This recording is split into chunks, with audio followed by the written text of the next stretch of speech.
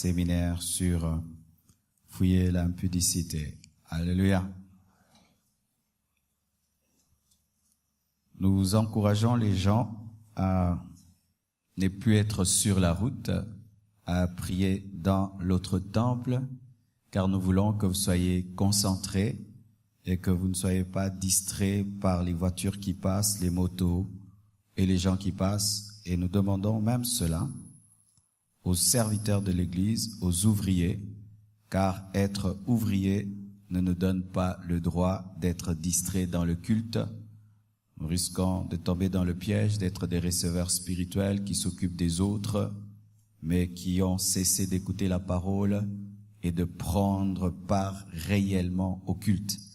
Ce qui est souvent une maladie qui tombe sur les ouvriers dans les églises. Ils pensent qu'ils sont venus observer le culte pendant que les autres écoutent la parole. Une sérieuse maladie spirituelle. Amen. Aujourd'hui, nous allons définir l'impudicité. Hier, j'ai apporté le message pour dire pourquoi ce message. Et aujourd'hui, nous allons simplement définir qu'est-ce que l'impudicité, car nous parlons de fuir l'impudicité. Donc, il faudrait que de prime abord, tu comprennes qu'est-ce que tu vas fuir, de peur que tu fuis ce que tu ne dois pas fuir et que tu restes près de ce que tu dois fuir. Nous lisons tout d'abord notre passage principal de ce séminaire. Nous sommes debout, s'il vous plaît. Dans 1 Corinthiens 6, verset 18. 1 Corinthiens 6, verset 18. Nous sommes debout pour lire la parole. Si tu n'as pas ta Bible, tiens-toi quand même debout afin d'honorer la parole. 1 Corinthiens 6, verset 18. La Bible dit, « Fuyez l'impudicité. Quelque autre péché qu'un homme commette, ce péché est hors du corps. Mais celui qui se livre à l'impudicité pêche contre son propre corps. » Nous allons lire un passage dans l'Ancien Testament, Lévitique 18, verset 6 jusqu'au verset 20. C'est assez long, mais c'est important. Lévitique 18, verset 6 jusqu'au verset 20. Nul de vous ne s'approchera de sa parente pour découvrir sa nudité. Là, il s'agit de l'inceste. Je suis l'Éternel. Tu ne découvriras point la nudité de ton père, l'inceste, ni la nudité de ta mère. L'inceste, c'est ta mère. Tu ne découvriras point sa nudité. Tu ne découvriras point la nudité de la femme de ton père, c'est la nudité de ton père. L'inceste, tu ne découvriras point la nudité de ta sœur, fille de ton père, ou fille de ta mère, née dans la maison ou née hors de la maison. Tu ne découvriras point la nudité de la fille de ton fils, ou de la fille de ta fille, car c'est ta nudité. Tu ne découvriras point la nudité de la fille de la femme de ton père, née de ton père, c'est ta sœur. Tu ne découvriras point la nudité de la sœur de ton père, c'est la proche parente de ton père. Tu ne découvriras point la nudité de la sœur de ta mère, car c'est la proche parente de ta mère. Tu ne découvriras point la nudité du frère de ton père, tu ne t'approcheras point de sa femme, c'est ta tante. Tu ne découvriras point la nudité de ta belle-fille, c'est la femme de ton fils, tu ne découvriras point sa nudité. Tu ne découvriras point la nudité de la femme de ton frère, c'est la nudité de ton frère. Tu ne découvriras point la nudité d'une femme et de sa fille. Tu ne prendras point la fille de son fils, ni la fille de sa fille, pour découvrir leur nudité. Ce sont tes proches parentes, c'est un crime. Tu ne prendras point la sœur de ta femme pour exciter une rivalité en découvrant sa nudité à côté de ta femme pendant sa vie. Tu ne t'approcheras point d'une femme pendant son impureté menstruelle pour découvrir sa nudité. Tu n'auras point commerce avec la femme de ton prochain pour te souiller avec elle. Nous allons donner un passage sur l'homosexualité. Pour ceux qui, des fois, vous rencontrez les homosexuels et vous n'avez pas des versets bibliques à leur donner, voici un verset, Romains 1, versets 24 à 25. Romains 1, versets 24 à 27 plutôt. C'est pourquoi Dieu les a livrés à l'impureté, selon les convoitises de leur cœur, en sorte qu'ils déshonorent eux-mêmes leur propre corps, eux qui ont changé la vérité de Dieu en mensonge et qui ont adoré et servi la créature au lieu du Créateur qui est béni éternellement. Amen. C'est pourquoi Dieu les a livrés à des passions infâmes, car leurs femmes ont changé l'usage naturel en celui qui est contre nature. Il s'agit là du lesbianisme. Et de même les hommes, abandonnant l'usage naturel de la femme, se sont enflammés dans leurs désirs les uns pour les autres. Il s'agit là de l'homosexualité ou précisément pédérastie. Parce qu'en soi, lesbianisme et pédérastie, c'est l'homosexualité. Même quand il y a une femme et une femme qui vont ensemble, c'est de l'homosexualité. L'homosexualité des femmes, c'est le lesbianisme. L'homosexualité des hommes, c'est la pédérastie. Les uns pour les autres, commettant homme avec homme des choses infâmes et servant en eux-mêmes le salaire et recevant en eux-mêmes le salaire que mérite leur égarement. Que Dieu bénisse sa parole. Asseyez-vous, s'il vous plaît. Amen. Selon 3 versions de la Bible, Louis II, interlinéaire grec, et Thomson, Lévitique 18, que nous venons de lire, nous donne ces définitions de l'impudicité. Et là, j'aimerais vous dire que Dieu appelle le chat par son nom. Des fois, nous avons honte de dire des choses clairement. Nous utilisons toujours des tournures. Mais là, nous voyons Dieu qui appelle le chat par son nom. C'est que moi aussi je ferai dans ce séminaire. Et aujourd'hui, j'appellerai le chat par son nom, mais avec pureté, mais j'appellerai le chat par son nom. Car si nous mettons trop de paraboles sur ce que nous disons, il y a des gens qui ne comprendront pas parce qu'ils commettent des choses claires et il faut leur parler clairement. Amen.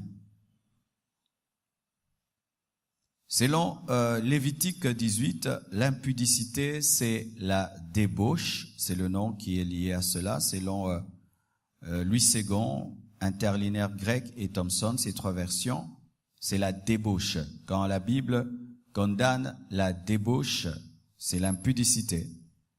L'impudicité, c'est l'inconduite, c'est-à-dire une mauvaise conduite. L'impudicité, c'est l'immoralité. C'est le dérèglement, c'est l'incontinence, c'est le manque de maîtrise de ses pulsions sexuelles. L'impudicité, c'est la débauche sexuelle.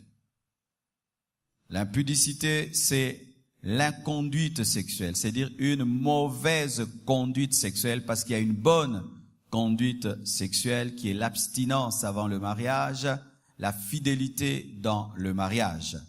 Lorsqu'il n'y a pas abstinence avant le mariage et il n'y a pas fidélité dans le mariage, c'est de l'inconduite sexuelle qui est l'impudicité. C'est une immoralité, c'est-à-dire ce sont des actions qui sont contre la morale, car la Bible n'est pas amorale. Chaque fois que tu liras la Bible et que tu seras dirigé par un soi-disant Saint-Esprit qui te pousse à être immoral, ce n'est pas le Saint-Esprit. C'est l'immoralité, le dérèglement sexuel, car il y a des règles pour la sexualité. On ne fait pas ce qu'on veut de sa sexualité. On ne décide pas ce qu'on veut et on ne jouit pas de sa sexualité à sa guise parce que c'est ton corps, tu en fais ce que tu veux. D'ailleurs, ce n'est pas ton corps, selon 1 Corinthiens 6, verset 18. Ton corps est le temple du Saint-Esprit et tu n'en fais pas ce que tu veux. Car plusieurs personnes tombent dans le dérèglement sexuel au nom de la liberté. C'est ma vie, c'est mon corps. J'ai besoin de plaisir. J'ai eu envie de le faire. J'ai senti de le faire. Mes pulsions m'ont poussé à le faire. Le dérèglement sexuel. L'impudicité, c'est également l'incontinence sexuelle. Et quand on parle de l'incontinence, c'est l'incapacité de se contenir. Et là, l'Esprit de Dieu me dit de te dire ceci. Ceux qui marchent dans la sainteté, dans la chasteté, dans la pureté sexuelle, ressentent les mêmes pulsions que toi, mais il y a une différence entre toi et ces personnes, c'est que ces personnes arrivent à se contenir. Il n'y a pas des super-hommes face à l'impudicité. D'un côté, il y a des hommes continents et des hommes incontinents. La maîtrise. La même eau coule et n'engendre pas l'électricité, mais quelqu'un d'autre peut y mettre un barrage et engendre l'électricité. C'est la même eau. Certains laissent cours à leurs pulsions, à leurs désirs, et ainsi sont maudits, mais d'autres contiennent ces pulsions et ces désirs et sont bénis. L'incontinence. Quand on parle d'incontinence, ça veut dire qu'il y aura toujours une pression. Il y aura toujours des pulsions, car le fait de nous convertir ne fait pas de nous des frigides. Le fait de nous convertir ne fait pas de nous des impuissants sexuels, mais le Saint-Esprit en nous donne la capacité de nous maîtriser, car la maîtrise de soi est la manifestation du fruit du Saint-Esprit. Alléluia. Ainsi, frères et sœurs, l'impudicité, c'est le manque de maîtrise de ses pulsions sexuelles. C'est le manque de maîtrise de son cerveau et de ses organes génitaux. Tu imagines, frère, rien que pour une partie de ton corps, tu finis en enfer. Toute ta vie finit dans le feu à cause d'une partie de ton corps qui n'est même pas un dixième de ton corps. C'est être très bête.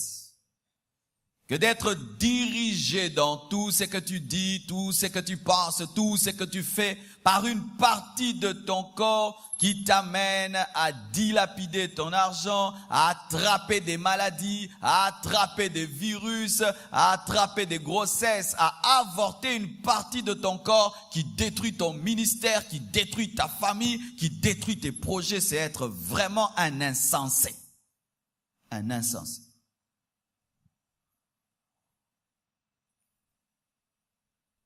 Et il y a plusieurs types d'impudicité. Certains pratiquent l'impudicité d'une manière et d'autres pratiquent l'impudicité d'une autre manière, mais c'est toujours l'impudicité.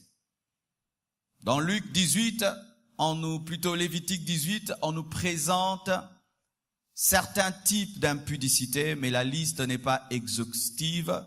Et en ce temps-là aussi, l'homme n'avait pas autant modernisé le péché qu'aujourd'hui. Ce qui fait qu'aujourd'hui, nous devons parler même des impudicités modernes, car il y a des gens qui ne pratiquent plus l'impudicité comme au temps de Lévitique 18, mais qui utilisent d'autres moyens pour le faire, mais cela est toujours de l'impudicité, ce qui fait que nous devons aussi actualiser Lévitique 18, car si Lévitique 18 était écrit en notre temps, je vous assure que ce serait des plus longs versets. Tout d'abord, clairement, la parole de Dieu appelle impudicité l'adultère. Qu'est-ce que l'adultère? L'adultère, c'est une relation illicite entre une personne mariée et une personne non mariée, et même entre une personne mariée et une autre qui est mariée, mais avec laquelle on n'est pas en alliance. Donc, toute infidélité dans le mariage. Lorsque un homme marié sort avec une autre personne qui n'est pas sa femme ou son conjoint, sa conjointe, c'est de l'adultère. Même si c'est ton propre mari qui te permet. Car aujourd'hui, il y a dans certaines nations, il y a le jour de l'adultère. Le jour où les hommes disent à leurs femmes de sortir avec leurs petits copains. Le jour où les femmes permettent à leurs maris de sortir avec leurs copines. Même si c'est ton mari qui te permet cela ou ta femme, c'est de l'adultère. Certains hommes même poussent leurs femmes à l'adultère, à la prostitution pour avoir l'argent. D'autres poussent leurs femmes à la prostitution pour avoir des promotions au niveau des entreprises. Et entre guillemets, ils disent qu'ils ont une conscience tranquille parce que c'est mon mari qui m'a poussé, c'est ma femme qui m'a poussé. Ce n'est pas ta femme ou ton mari qui va te juger au dernier jour, c'est la parole de Dieu. Lorsque tu sors avec une personne mariée et tu es célibataire, tu commets l'adultère. Et je t'assure, parmi les choses qui attirent la malédiction sur les célibataires, il y a l'adultère. Un homme épouse sa femme, donne l'argent, la met chez lui à la maison, et toi tu sors avec sa femme. Si cet homme te maudit, frère, même s'il n'est pas sorcier, ça ne peut pas te rater. Ça ne peut pas te rater. Ça ne peut pas te rater. Tu sors avec un homme marié qui a commencé très jeune avec sa femme. Ils ont économisé petit à petit jusqu'à ce qu'ils deviennent un grand homme riche. Et toi, tu viens, parce que tu es jeune, tu commences à faire souffrir cette vieille dame.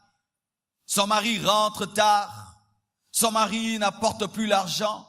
Cette femme attrape des maux d'estomac, des maux de cœur. Cette femme ne fait que pleurer. Tu es maudite. Qu'elle le sache ou pas, qu'elle te connaisse ou pas, qu'elle cite ton nom ou pas, tu es maudite. Et de telles personnes viennent à l'église, cherchant la bénédiction, cherchant le mariage, cherchant que Dieu ouvre les portes dans leur vie, alors que vous-même vous maudissez vos vies par l'adultère. L'adultère, c'est lorsqu'aussi un homme marié sort avec une autre personne qui est mariée. Aujourd'hui en Europe, ils arrivent même à légaliser cela, ça s'appelle l'échangisme. Je viens avec ma femme, toi aussi tu viens avec ta femme, et puis nous échangeons nos femmes. Ça c'est le monde des animaux.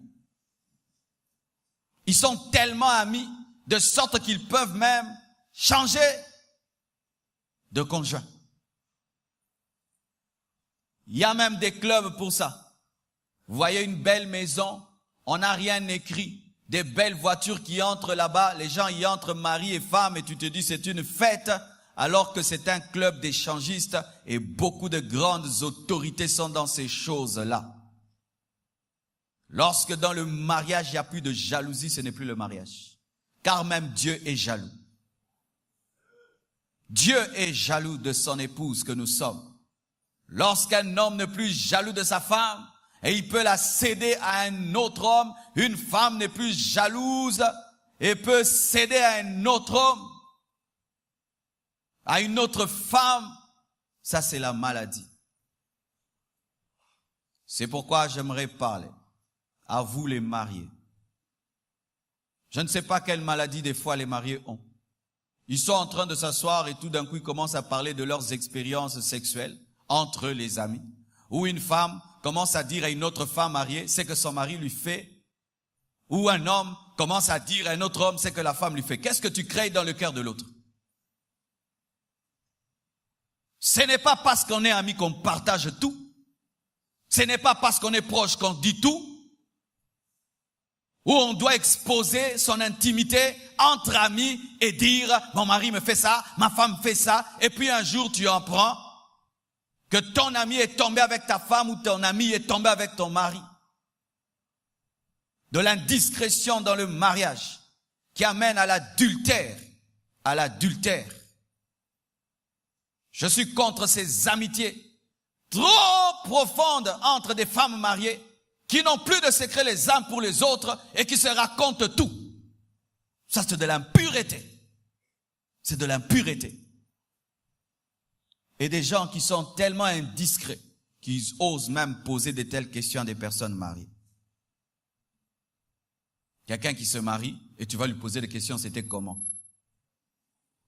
Quelle impolitesse, manque d'éducation. Et toi aussi tu dis, et pendant que tu es en train de dire à l'autre, moi mon mari me fait cela, peut-être que l'autre, pendant des années, son mari ne le satisfait pas. Qu'est-ce que tu es en train de créer dans le cœur de l'autre? Beaucoup de couples sont détruits par manque d'intelligence et par manque de sagesse. L'adultère. Et une autre chose, la fornication. La fornication, c'est une relation illicite entre des personnes non mariées. C'est lorsque des célibataires, entre eux, avant le mariage, ont des relations intimes. Dieu n'a pas prévu la sexualité avant le mariage. Et l'exemple de Joseph et Marie est vraiment probant. Voyez, ils étaient fiancés. Et vous savez, en Israël, lorsque on est fiancé, c'était presque déjà le mariage. C'est pourquoi vous remarquez qu'on dit qu'ils étaient fiancés, mais lorsque Joseph a appris que Marie était grosse, il a voulu la répudier. Est-ce qu'on répudie une fiancée? C'est parce que en Israël, quand une femme est fiancée, elle est déjà l'épouse, mais il faut attendre le mariage pour avoir l'intimité, mais elle est déjà l'épouse. Mais malgré que Joseph était le fiancé époux, il a attendu d'être l'époux époux.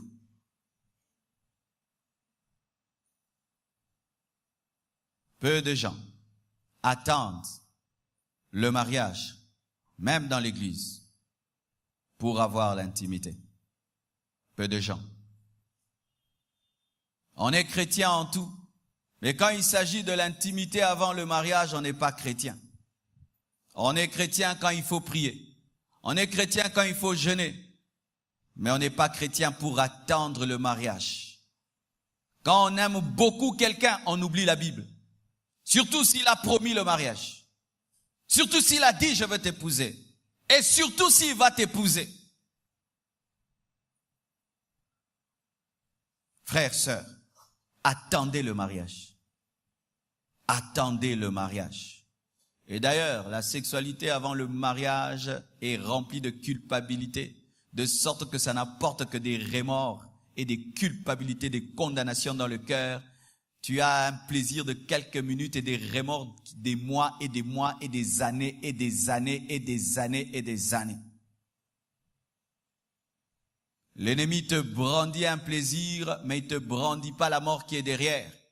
Comme il a fait avec Adam et Ève, il leur a présenté l'arbre défendu montrant sa capacité d'ouvrir les yeux, mais il n'a pas présenté sa capacité aussi d'amener la culpabilité, d'amener la mort, des remords et la peur des maladies. Ça, il n'a pas présenté. Il te présente seulement l'expérience que tu vas faire. Tu vas connaître cette jolie femme. Tu vas être avec ce beau garçon. Il te présente que cette face-là. Mais de l'autre côté, il te présente pas que tu vas perdre ta virginité, ta chasteté. Il te présente pas qu'un démon va entrer en toi. Il te présente pas que tu vas attraper une maladie. Il te présente pas que ta communion avec Dieu sera brisée. Il te présente pas que tu vas perdre ton onction. Il te présente pas que tu vas créer un scandale spirituel et social. Il te présente pas que tu vas commencer à pleurer et pleurer. Il te présente même pas que tu vas finir par haïr cette personne après l'avoir connue. Amnon a haï sa sœur après l'avoir connue. Il a désiré au point de tomber malade. Quand seulement il l'a connu, il a jeté comme une vieille chaussette. Il te dit pas que cet homme, après t'avoir connu, va te mépriser. Il te dit pas que cet homme, après t'avoir connu, va prendre une photo et le montrer à ses amis. Il te dit pas que cet homme, après t'avoir connu, va le dire à tous tes amis et à ses amis que tu seras un petit trophée dans sa vie. Ça, il va pas te dire qu'il va le raconter. Car vous ne savez pas, les hommes, la plupart des fois, racontent. Tu penses que parce qu'il t'amène dans une chambre, vous êtes à deux, qu'il va pas dire à ses amis ce qu'il t'a fait? Parce que c'est pour lui une gloire, un honneur d'aller le dire. Et il y a des femmes qui dandinent à gauche, à droite, alors qu'il y a 20 garçons qui savent tout sur ton corps, qui ont tes photos, tes films, parce qu'il t'a filmé et il est allé le dire à tout le monde. Ça, Satan va pas te dire que tu vas perdre ta réputation et ton honneur. C'est pourquoi, je vous assure, quand la Bible appelle un pécheur insensé, c'est vrai. Pécher, c'est manquer d'intelligence. C'est être escroqué. C'est vendre de l'or à prix du vent. On te donne du vent et toi tu donnes de l'or. On te donne du vent pendant 5 minutes et toi tu donnes ton corps qui est le temple du Saint-Esprit.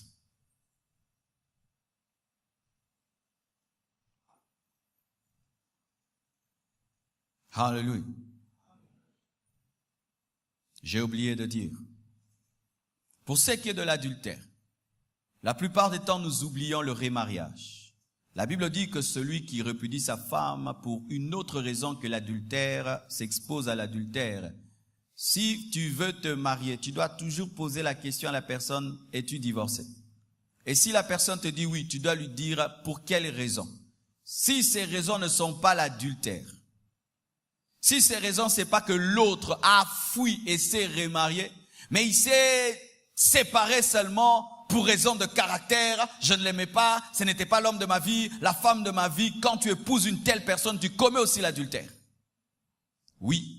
L'adultère aussi a lieu en matière de divorce et de remariage. Divorce et remariage. Le divorce et le remariage exposent plusieurs personnes dans l'adultère. Et là, c'est pire. C'est un adultère légalisé, officialisé, où tu vis pour toute ta vie et tu vas en enfer avec le père de tes enfants.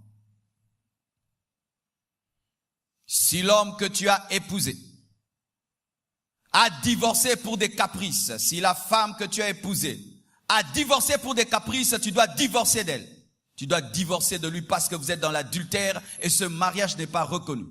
C'est pourquoi vous devez toujours prendre le temps d'avoir suffisamment de fiançailles afin de découvrir pour qu'il n'y ait point, comme on dit, anguille sur roche. C'est-à-dire une personne qui se présente à toi comme étant bonne, mais c'est une personne qui a divorcé, mais pour des raisons qui ne sont pas bibliques. Tu donnes la dot ou tu acceptes une dot, vous faites des enfants, mais un jour vous découvrez que c'était un mariage qui est en dehors de la parole de Dieu et qui a fait de vous des adultères. Alléluia.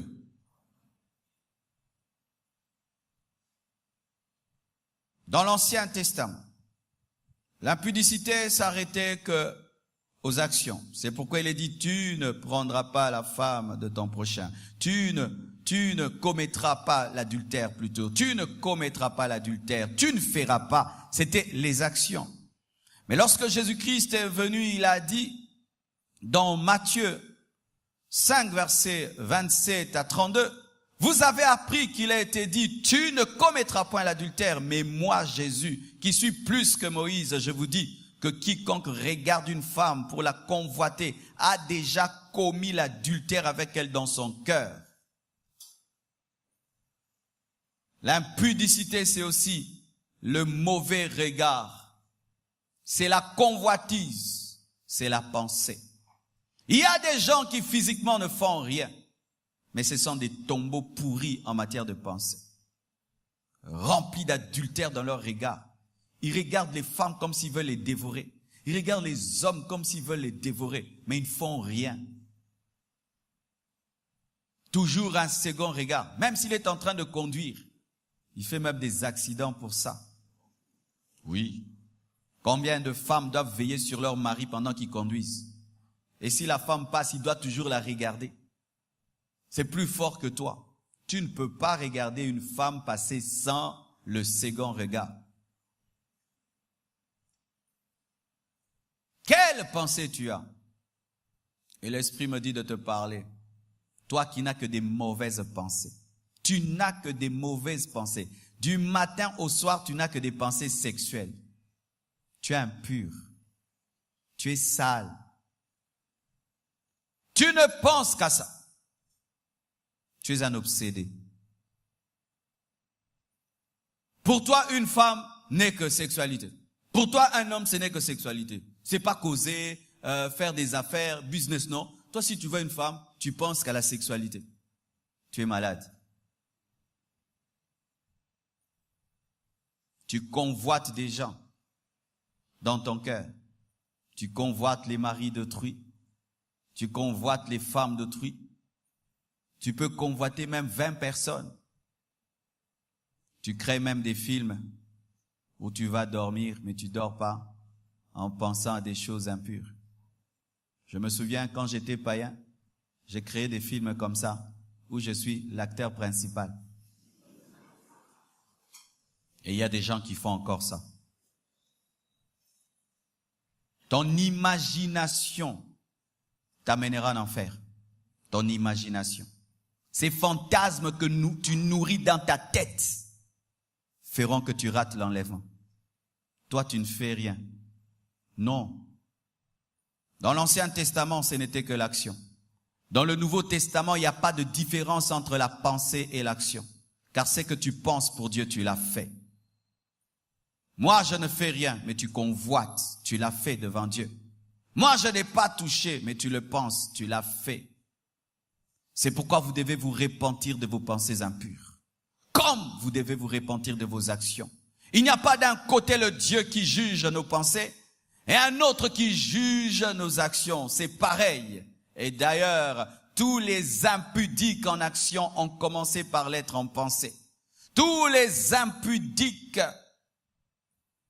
qui ont été des impudiques dans leur imagination, un jour se sont fatigués d'imaginer et un jour ils ont parlé et puis ils ont fait. Ces pensées impures que tu es en train de cumuler en toi, d'entasser, prépare une bombe à retardement et un jour tu vas concrétiser ces pensées impures. C'est pourquoi tu dois te repentir déjà de ces pensées impures comme si tu les avais déjà pratiquées et demander que Jésus-Christ te délivre, qui te pardonne et qui te donne la haine et l'horreur des pensées impures et que tu sois capable, lorsque seulement une pensée mauvaise, une convoitise vient, tu dis non, au nom de Jésus-Christ, je ne penserai pas comme ça. Et lorsque même tes yeux veulent t'amener à regarder une femme ou un homme de manière bizarre, tu disciplines ton regard. Job a pris cette décision alors qu'il n'avait pas le Saint-Esprit. Jamais il a dit mon regard ne regardera avec convoitise une vierge. Et je te dis que nous, dans le Nouveau Testament, nous avons plus de capacité de maîtriser nos regards.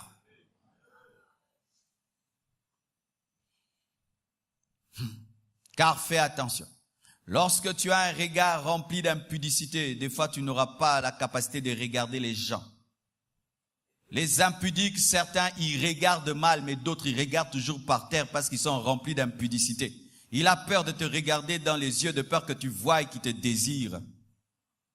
Oui, le regard.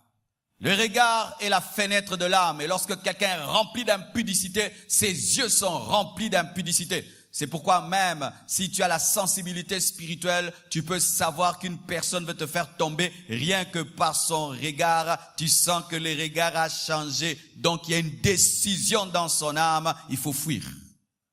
Oui. Ça, je commence à déjà donner certains secrets que je donnerai après. N'attends pas que quelqu'un te parle d'impudicité pour fuir. Mais des fois, un regard d'impudicité fuit. Oui, quand tu grandis en esprit, tu peux déjà savoir que ce regard n'est plus un regard simple. Je suis sûr de tout cœur que la femme de Potiphar a commencé à regarder Joseph bizarrement avant de lui demander « couche avec moi ». Au début, elle regardait cet homme comme un esclave, mais après commençait à le regarder comme un beau garçon. Après, elle a commencé à regarder comme un homme avec lequel elle pouvait sortir et son regard a dû changer face à Joseph.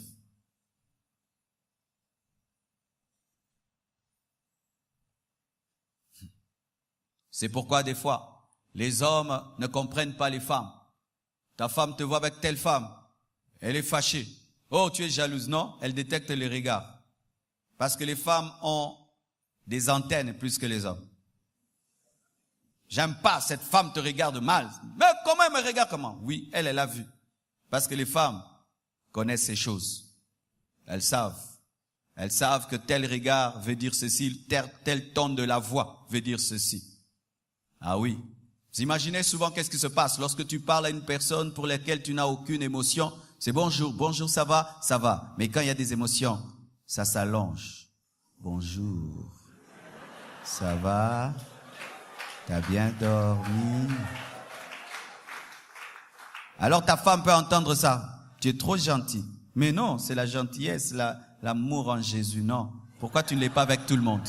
Seulement avec cette sœur-là. Là maintenant tu mets ton plus beau français. Là maintenant tu as la douceur.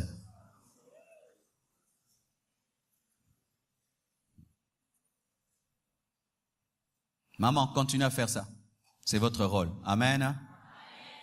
Une bonne femme doit protéger son mari. Les femmes devaient être des numéros 5, libéraux. Tu dégages tous les ballons. Acclamez pour vous-même.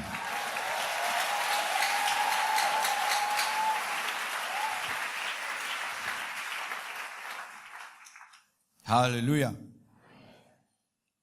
Le concubinage aussi est de l'impudicité. On appelle cela des unions libres.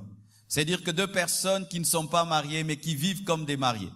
Deux personnes qui ne sont pas mariées mais qui ont des enfants.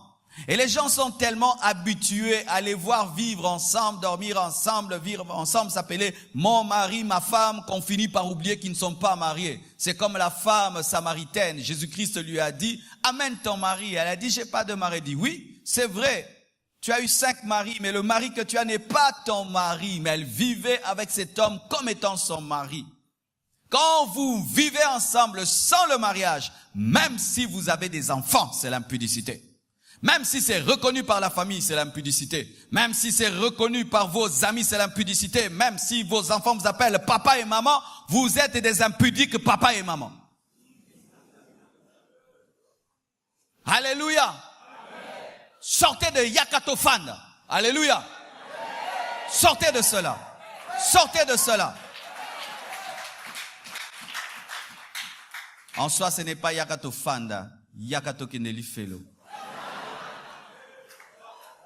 Oui. Même si vous avez 20 ans, vous devez vous séparer. Vous devez vous séparer. Vous devez vous séparer. Et vous devez arrêter d'avoir des relations intimes parce que vous n'êtes pas mariés. Dieu ne vous considère pas comme des mariés, même si vous vivez sous un même toit. Vous êtes des impudiques qui ont la même adresse. Et en Europe, voici ce qui arrive. En Afrique, on nous aide un tout petit peu avec la dot. C'est-à-dire que tu dois d'abord donner, payer la dot pour prendre la femme. Mais en Europe, on ne demande pas la dot. Alors c'est quoi? Je t'aime, tu m'aimes, eh ben je vais dormir chez toi. Je dors lundi, mardi je pars pas, mercredi je pars pas, jeudi je pars pas, un mois je pars pas, une année je pars pas, 10 ans je pars pas.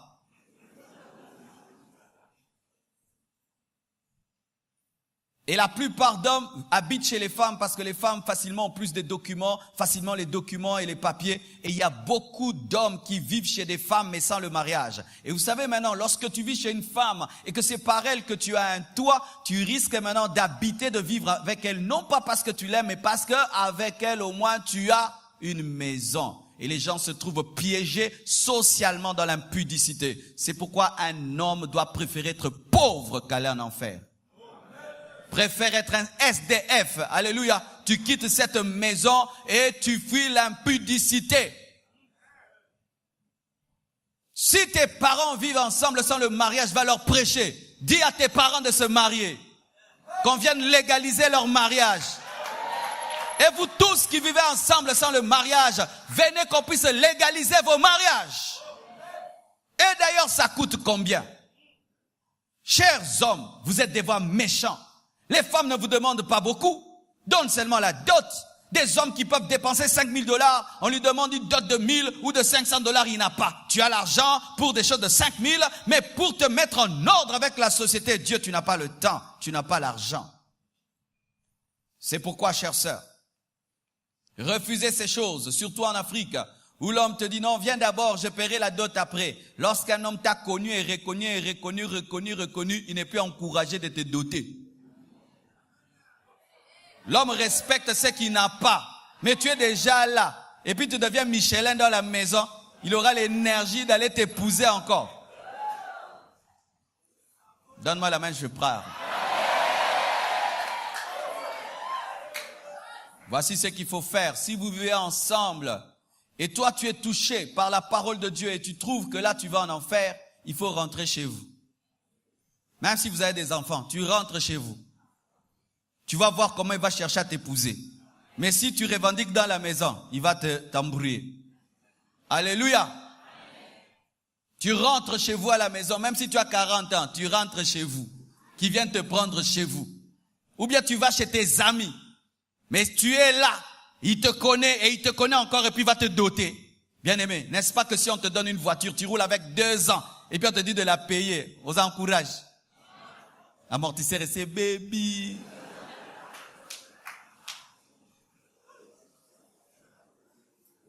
Je prêche à moi.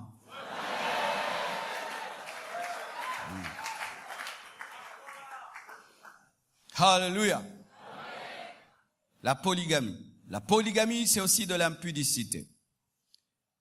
Mais la polygamie, d'où vient-elle? Il y a des gens qui enseignent même que Dieu est polygame parce qu'on nous parle de 5 vierges folles et de 5 vierges sages. Ça, c'est une insulte à Jésus. Il n'y a qu'une seule église qui est faite de plusieurs personnes. Il n'y a pas 2 églises, ni 3 églises. Jésus n'est pas polygame, il n'a qu'une seule église. Amen. Au commencement, Dieu a créé un homme pour une femme. Et la Bible dit que la polygamie est provenue de quoi? De la dureté du cœur de l'homme, de l'insatisfaction de l'homme. C'est pourquoi Dieu, dans l'ancienne alliance, avait permis.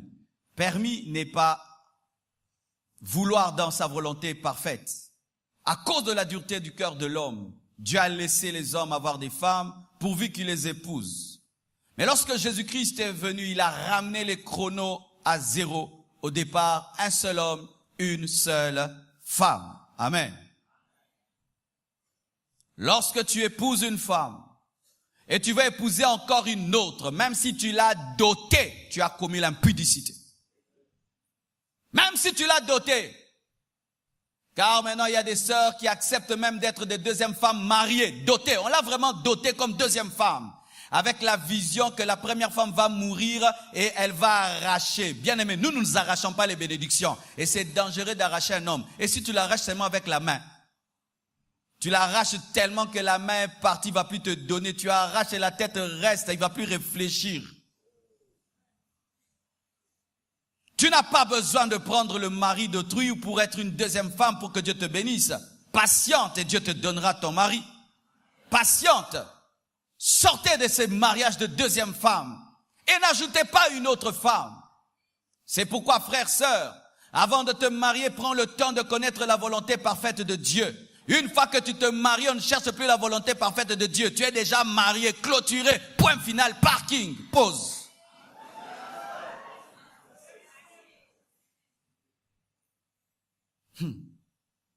Voici ce que je vais te dire. Faites attention à Dieu et sa création.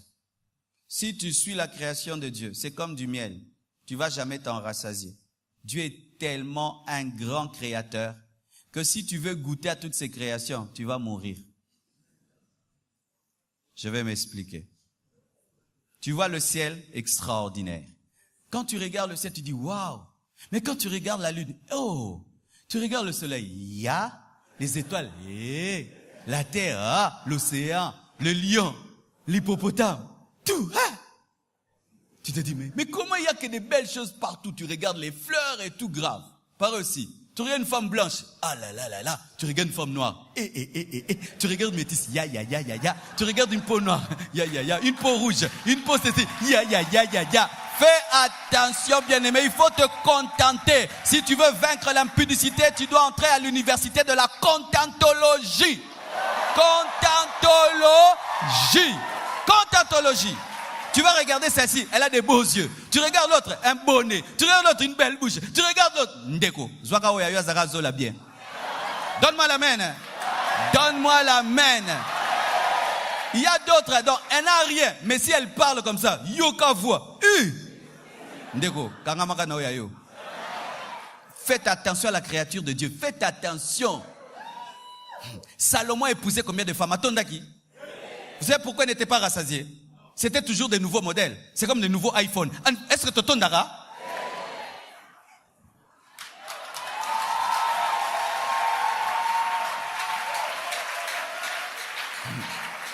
Bien aimé, si tu ne maîtrises pas la création de Dieu, tu vas être un insatisfait. Je veux ça, je veux ça, je veux ça, je veux ça. Je veux maintenant une plus grande, mais mince. Tu as une plus grande mince. Non, je veux maintenant une courte, mais grosse. Une courte, mais... Maintenant, je veux maintenant une... Tu vas collectionner toutes sortes de femmes. Mais, Moussou c'est bibi, oh, paie bien, Keba, Dieu est plus que iPad, plus que Apple.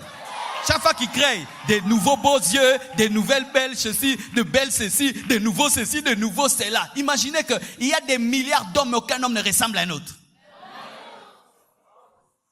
Des fois, quand même, les gens se marient ici. Mais tu dis, oh, pe bakangele nini, ye bakangela ke mgungo. Oh, bakangela ke nini, ye bakangela ke taille. Oh, bakangela ke kote maele. Oh, bakangela kote kolamba. Oh, bakanga ke. Maintenant, toi, tu veux toucher à toutes les femmes du monde.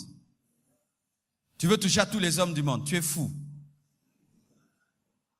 On peut te donner 1 milliard de femmes. Et puis on ajoute une autre. L'autre aussi, tu vas trouver qu'elle a quelque chose. Pourquoi? Dieu est extraordinaire. Il crée que des choses bien. C'est pourquoi quand tu en as une, au beau sein tes beaux yeux, c'est pour ton mari. Tes beaux yeux, c'est pour celui qui t'épousera. Ma femme, à moi, je l'aime pour ceci, pour ceci, pour cela. 1.3. C'est pourquoi toi qui es marié, mais qui es sensible aux qualités des autres femmes, tu es en voie vers l'impudicité. Tu remarques bien. Tu ne donnes plus de compliments à ta femme, mais tu as remarqué les qualités d'une autre femme. Tu es en voie vers l'impudicité. Donne-moi l'amen, je suis venu prêcher. Alléluia. Permettez-moi de le dire aussi, parce que c'est vraiment des choses qui se passent en ce temps de la fin. Les partous, les orgies sexuelles sont l'impudicité. Quand on était des jeunes, des amis faisaient de telles choses, 10 garçons, 10 filles dans une salle, des orgies comme des animaux.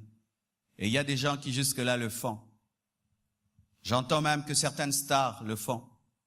Ils finissent un concert, les musiciens, les danseuses se mélangent. Pourquoi ils se mélangent? Parce qu'ils doivent avoir un esprit, avoir la cohésion. Si tu es dans ces choses-là, où vous vous mélangez à 10, à 20, vous êtes dans la saleté. Quelle est la différence avec des cochons dans la boue? Quelle est la différence entre des hommes, 5 hommes et 5 femmes, dans une chambre, en train de s'unir, et 10 cochons dans la boue? Quelle est la différence? Celui-ci finit avec celui-ci, et puis l'autre avec celui-ci. Vous vous échangez les démons, les maladies, les pieds. Des mauvaises odeurs.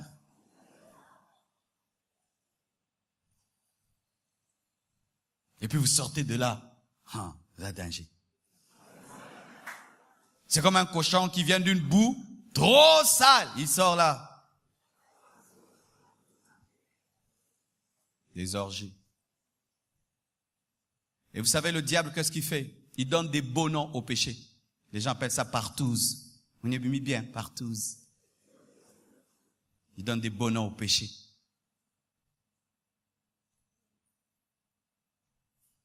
La prostitution, c'est de l'impudicité. Une fois, j'ai dit ceci, que si quelqu'un commet la prostitution parce qu'il a faim, c'est comme quelqu'un qui boit de l'acide parce qu'il a soif. Souvent, nous donnons des raisons sociales à la prostitution. Papa est mort, maman est morte. J'ai mes frères et sœurs, je dois les aider pour payer l'école, payer les études, payer ceci. Ainsi, on a comme une compassion pour les prostituées. Quand tu vois une prostituée, tu as compassion. Elle vend son corps parce qu'elle est pauvre. Bien-aimé, le péché reste le péché. En Israël, on lapidait les prostituées. Si tu te prostitues pour payer la maison, tu te prostitues pour payer ceci. Celui qui vole avec une raison est toujours un voleur. La Bible le dit que celui qui vole parce qu'il a faim est un voleur. Dieu n'excuse pas la prostitution parce que tu as faim. Et il y a quelqu'un qui a dit, oh écoute, celui-là, c'est parce qu'il n'a jamais connu la faim. Moi, j'ai connu la faim. Moi, j'ai connu la faim. Mais je ne me suis pas perverti pour la faim. Je n'ai pas changé l'évangile pour la faim. Bien-aimé, toi qui vis dans la prostitution et qui donne des raisons, c'est parce que j'ai faim. Tu penses ici que toutes les sœurs sont rassasiées? Tu penses que toutes ces sœurs ici, leurs familles vont bien? Tu penses que toutes les sœurs qui sont ici, tout va bien à la maison? Toi, tu donnes la raison, c'est parce que je souffre. Tu penses que cette sœur qui est vierge ne souffre pas? Au dernier jour, Dieu va te présenter cette fille qui était dans des conditions plus misérables que toi, mais qui a gardé son corps intact. C'est la cupidité, l'impatience et la paresse. Et je dis toujours, ce courage-là que tu as d'aller au boulevard à 23h, d'entrer dans des voitures que tu ne connais pas, des hommes que tu ne connais pas, mais ça, les langues qui ne louent foot.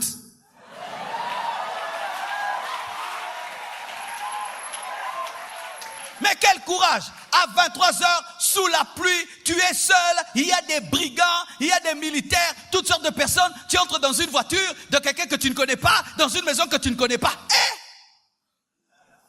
Mais tu es leader. Tu peux utiliser ce charisme pour autre chose. Tu es paresseuse. Tu es paresseuse, c'est la paresse, c'est la paresse. Au lieu que tu achètes des marchandises et tu vendes, toi-même tu deviens la marchandise. C'est la paresse, ce n'est pas la souffrance, c'est la paresse. Même si c'est tes parents qui te poussent, car les parents aujourd'hui, ils poussent indirectement les enfants à la prostitution. La jeune fille revient, toi tu ramènes jamais rien. Est-ce que je travaille? Regarde ta sœur, elle a ramené ça, elle a ramené ça, elle m'a donné ça, elle m'a donné ça. Toi, tu ne fais que manger. Il faut aussi que toi, si tu nous nourrisses. Je travaille. S'il faut quitter une telle maison, tu la quittes. Oui, de tels parents ne sont pas des parents. Ce ne sont pas des parents. Un parent qui pousse son enfant à la prostitution n'est pas un parent. Il n'a qu'un titre de parent. Ce n'est pas un parent. Si même le voisin du quartier est plus responsable, comment t'as moi un abamon? Je te le dis, un bon ami est meilleur qu'un mauvais frère. La prostitution. Et cette même prostitution, des fois, se révèle dans le mariage. Une femme mariée, avant que son mari ne la touche, il faut un cadeau. Tu es une prostituée, mariée. Une femme mariée, avant que son mari la touche, il faut l'argent. Tu es une prostituée à domicile. Et il y en a beaucoup. Et vous poussez vos maris comme ça dans l'impudicité. S'il ne te donne pas l'argent, s'il ne te montre pas son salaire, s'il ne t'achète pas ceci, cela, il ne peut pas te toucher. Il faut d'abord qu'il donne de l'argent, il faut qu'il fasse des cadeaux, et puis il va te toucher. Mais pendant maintenant que tu les mets dans l'embargo, si quelqu'un d'autre ouvre l'embargo, je vous parle et je vous regarde. Tu ne me toucheras pas, tu ne m'as pas donné l'argent. Tu ne me toucheras pas, tu ne m'as pas donné ceci. Tu ne me toucheras pas, mais ailleurs. Tu penses qu'il a cessé de fonctionner parce que toi, tu lui as mis l'embargo? C'est comme ça que vous détruisez vos mariages. La Bible dit quoi? Que la femme donne à son mari ce qu'il lui doit. La satisfaction sexuelle est une dette. Comme la dette d'électricité et d'eau.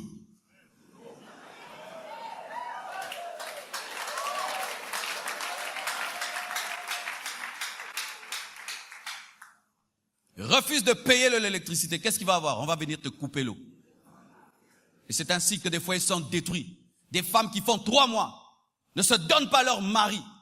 3 mois, 4 mois, un mari, tu te donnes pas à lui. 4 mois. Pourquoi? Tu m'as pas donné ceci, tu ne m'as pas donné ceci, tu m'as pas donné cela. Est-ce que tu sais ce que tu fais? Quand il sort là, tu penses qu'il est aveugle, hein?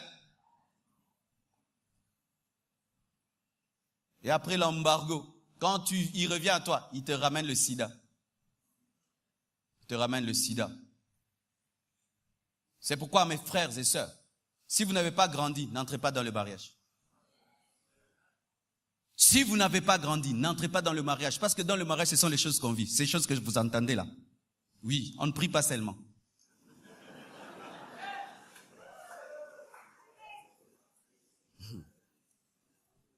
Un jour, tu me comprendras.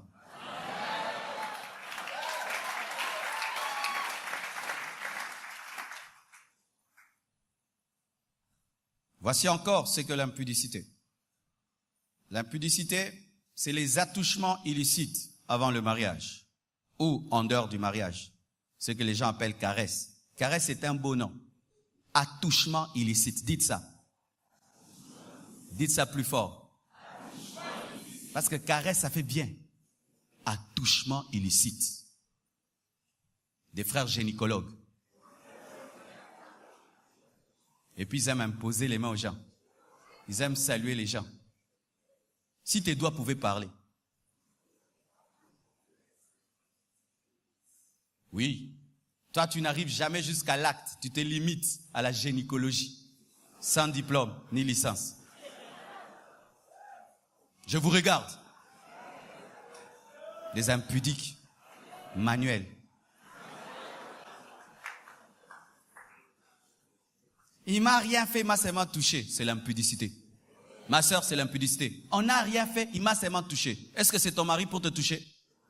La preuve, que si on vous surprend, vous allez faire quoi? Vous avez sauté comme des souris. Vous voyez comme les souris sautent. Pouah! Si c'était bien, il fallait continuer. Quand je suis avec ma femme et je la serre dans mes bras, quand les enfants entrent, je continue.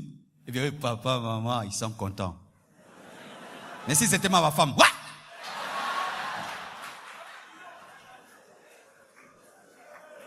Pourquoi vous sautez quand il y a un bruit? Pourquoi vous sautez? Pourquoi vous sautez?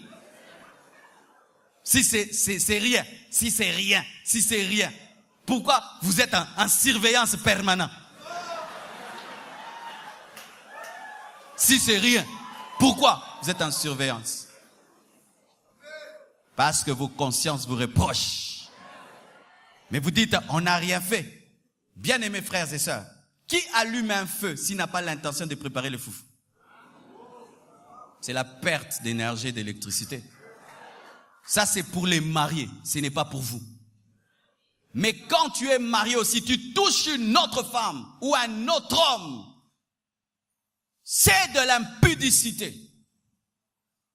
C'est pourquoi, des fois, je suis étonné des hommes qui tapotent des femmes comme ça. Toi, tiens.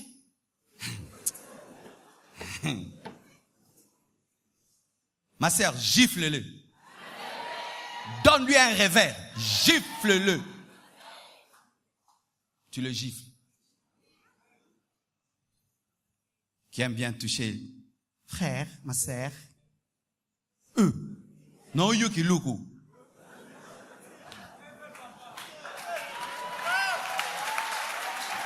Moi, je ne crois pas en ces fausses communions fraternelles-là, des frères et des sœurs. Ah, alléluia, shalom. Non, non. Toi, tu penses que Jésus faisait ça, Marie de Magdala, ou Pierre faisait ça? Non, non. Moi, alléluia, de loin. Alléluia. Oh, alléluia. Non, non. Impudicité, impudicité, impudicité. Impudicité à l'église. Au nom de la communion fraternelle. Mon frère. Yo zo ke lote. Ndenge ça no yo ke lote hein.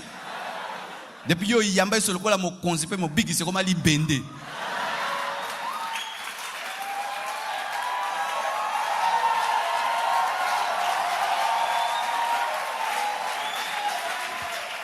Bonjour ma sœur, bonjour. S'il y a bisous aux joues. Amen. Mais vous savez, au début de la compassion qu'on a commencé ici, c'était terrible. L'onction descend. Tu vois déjà qu'ils se tiennent comme ça sous l'onction. Oh, Holy Spirit. J'ai dit, oh Jésus. C'est sa fille spirituelle. L'inceste est spirituel aussi.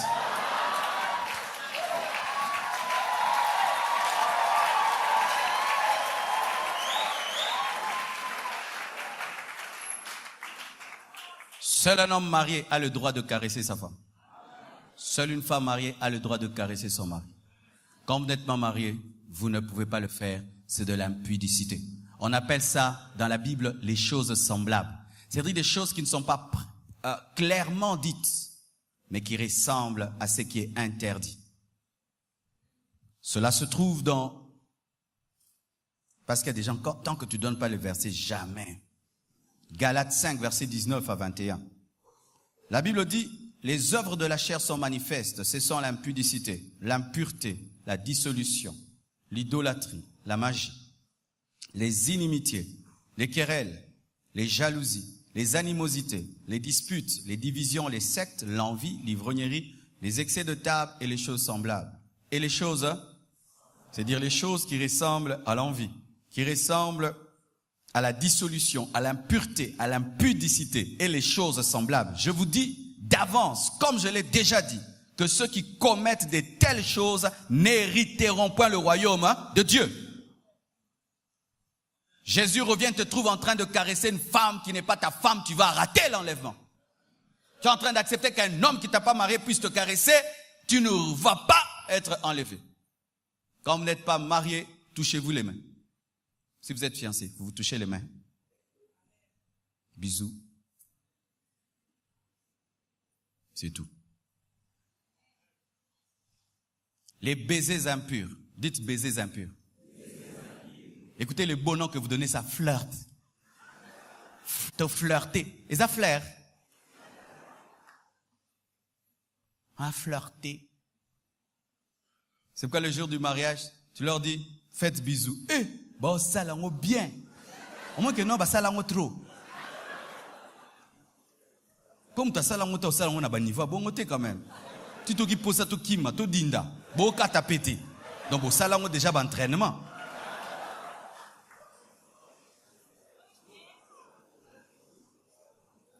Ah oui. Faites bisous à madame.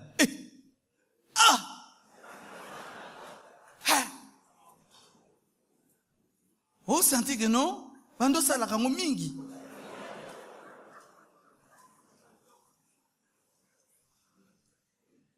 Tu peux faire bisous à ta fiancée ici, vite. Mais pas des longs, avec des langues, des salives. Non! Ça, c'est pour les mariés. Je dois dire clairement, pour vous poser ma question, à répondre déjà.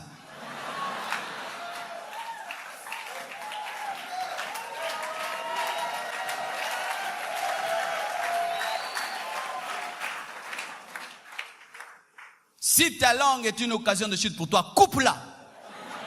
La Bible dit, si ton œil est une occasion pour toi de chute, enlève-le. Si ta main droite est une occasion de chute, coupe. Si ta langue est une occasion de chute pour toi, coupe-la. Coupe-la.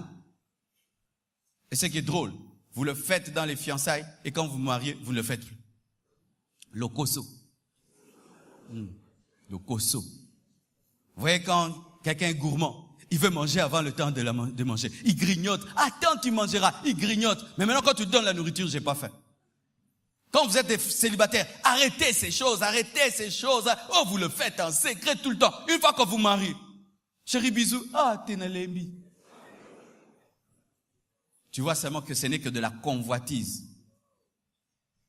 Beaucoup de mariés ne s'embrassent pas. Beaucoup de mariés ne s'embrassent pas. Mais les célibataires trichent. C'est Satan qui pousse les gens à faire des choses qu'ils ne doivent pas faire. Et maintenant qu'on est marié, on ne le fait pas. C'était quoi? De l'impatience seulement. La masturbation. La masturbation, c'est de l'impudicité. Comme dit la parole de Dieu. Quoi? Là-bas, c'est plein? C'est pourquoi il y a des gens comme ça? Oui? Ok. C'est la première fois qu'un séminaire sur l'impudicité attire plus de 2000 personnes. La première fois que j'ai donné ça ici, tout le monde avait fui. On était à 70. Là, c'est la vengeance contre l'esprit d'impudicité. Alléluia. Je vais beaucoup parler de la masturbation parce que c'est l'un des grands péchés dans l'Église. Masturbation vient du terme manus. Ainsi, il n'y a pas de masturbation sans la main. Quelqu'un qui a la discipline de ses mains aura du mal à se masturber, à moins que tu fasses ce qu'on appelle la masturbation mentale, car certains se masturbent avec la tête sans les mains. La Bible dit que si ta main est une occasion de chute pour toi, coupe-la. Et je vous assure que ce verset vraiment tient bien avec la masturbation. Les gens qui souvent se masturbent se donnent des raisons. Qu'est-ce qu'ils disent? Au lieu de le faire avec quelqu'un, alors je le fais tout seul. Fais attention. Quand tu te livres à la masturbation, même si tu te maries, tu risques de te masturber dans le mariage. Beaucoup d'hommes, beaucoup de femmes qui se masturbaient avant le mariage ont continué à le faire. Pourquoi? Parce que quand tu te masturbes avant le mariage, tu t'habitues toi-même à une manière d'obtenir le plaisir. Et lorsque maintenant tu te maries, et l'autre qui vient, qui ne connaît pas très bien ton corps, ne saura pas directement t'amener au plaisir, ce qui peut faire que tu commences à préférer te masturber parce qu'en te masturbant, tu arrives à la satisfaction, mais avec l'autre, tu n'arrives pas, car pour ceux qui ne sont pas mariés, ce n'est pas parce que tu es marié que tu connaîtras forcément la satisfaction. Il peut se faire que vous n'y arrivez pas, ou vous allez y arriver difficilement et en retard, mais en attendant, comme tu es un masturbateur, déjà tu es arrivé par toi-même. Alors dans le mariage, tu commets aussi la masturbation. Ça devient un double péché. Tu deviens un masturbateur qui a un péché. Aussi, tu trompes ta femme ou ton mari avec ta main. Double péché.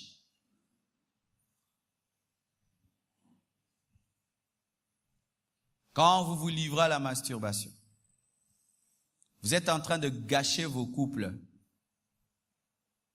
Vous gâchez vos couples. Souvent, les masturbateurs ont un problème d'éjaculation précoce. Car dans la sexualité, un homme ne doit pas, du coup, parvenir à la jouissance, car cela empêche à son épouse de parvenir à la jouissance, car le plaisir de la femme vient lentement, celui de l'homme vient vite, et l'homme doit avoir la capacité de se retenir jusqu'à ce qu'il amène son épouse à la jouissance. Maintenant, quand tu te livres à la masturbation, étant donné que tu es seul et tu n'as personne à satisfaire, ça va faire que souvent tu arrives très vite. Alors tu es déjà habitué, dans ton cerveau et ton corps est habitué. En 1 minute, tu as fini, monsieur, 1 minute. Et quand maintenant tu épouses une femme, et cela nécessite 1 heure ou 45 minutes, toi tu as déjà atterri en 1 minute, tu imagines ton problème.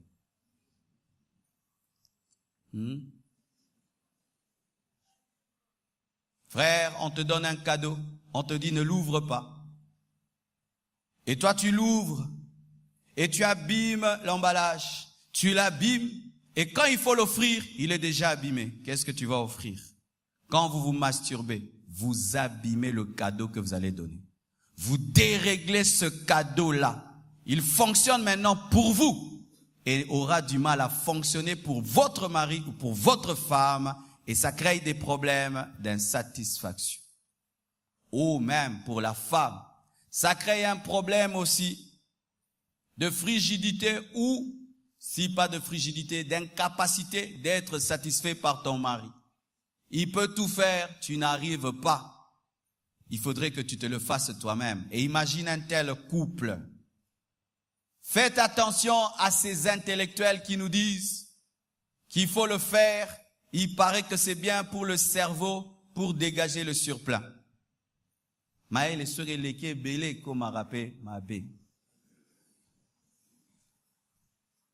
Dieu a prévu ça avec ce qu'on appelle les pollutions nocturnes.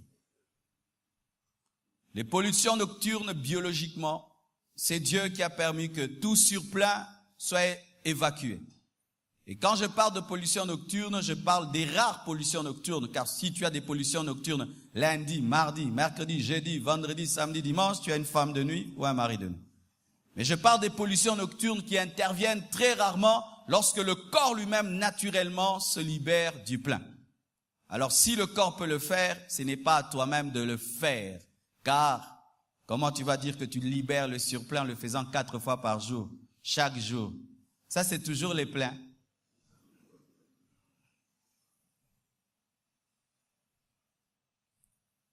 Un jour, je suis allé dans une église et j'ai parlé de la masturbation. Et puis Dieu m'a dit, fais un appel pour que les gens qui sont dans la masturbation puissent se repentir. J'ai dit, non, Seigneur. Personne ne viendra. Il m'a dit, fais. C'était le 3/4 des jeunes. Même le pasteur de cette église était étonné. Il m'a suivi et a dit, oh, pasteur. J'ai dit, regarde, Frère, sœur, si Jésus revient et tu es dans la masturbation, tu vas rester. Même si tu viens à l'église, tu es un impudique. Tu es un impudique. Et j'aimerais vraiment que tu saches que c'est de l'impudicité. C'est de l'impudicité. Car le masturbateur ne peut se masturber sans une image impure. Tu dois te concentrer sur quelque chose ou sur quelqu'un. Donc tu dois commettre dans ta tête l'impudicité avec quelqu'un. Ou tu dois regarder un mauvais film.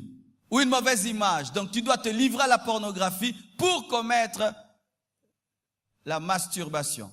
Tu dois convoiter quelqu'un dans ta tête pour commettre, car c'est impossible de le faire sans se concentrer.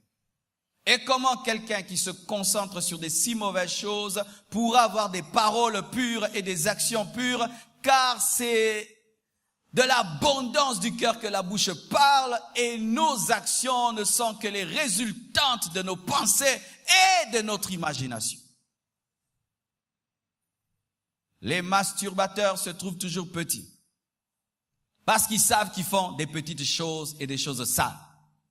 Quelqu'un qui s'enferme dans sa douche et se touche et se touche et se touche jusqu'à la jouissance et puis il sort, il se sent jamais fier, il se sent ridicule, c'est pourquoi la plupart sont complexés. Et lorsqu'un étudiant commence à se livrer à la masturbation, souvent il perd sa concentration et sa capacité de mémoriser. Ça diminue le quotient intellectuel. C'est pourquoi tu échoues. Tu n'as pas de démons. Tika masturbation. On est en train de combattre mes études. On est en train de combattre mes études. On est en train de combattre mes études. Non. La masturbation. La masturbation ouvre la porte aux femmes de nuit et aux maris de nuit. Car lorsque tu couches seul, tu invites un démon à venir coucher avec toi. Quand tu couches seul, tu dis à Satan, viens, viens. Et un démon vient, qu'on appelle les esprits succubes ou incubes, où ils prennent la forme d'une femme, où ils prennent la forme d'un homme, selon que tu sois homme ou femme, et il y a un esprit qui t'accompagne en cela. Ce qui fait que même certains arrivent à un niveau de perversion où il se masturbe 4 fois par jour jusqu'à se blesser, mais il doit continuer, c'est plus fort que lui, jusqu'à ce que le sang sorte, mais il doit continuer, c'est devenu plus fort que lui, tu dois rechercher la délivrance, passer par une cure d'âme qu'on prie pour toi. Tes parents sont fatigués, tu ne fais que finir le savon. Toi, quand tu te laves le savon, on est étonné, on pense que tu es très propre quand tu dures dans la douche. Ah, moi, ça propre, hein? Où met la douche? Propre, hein? Vous êtes propre.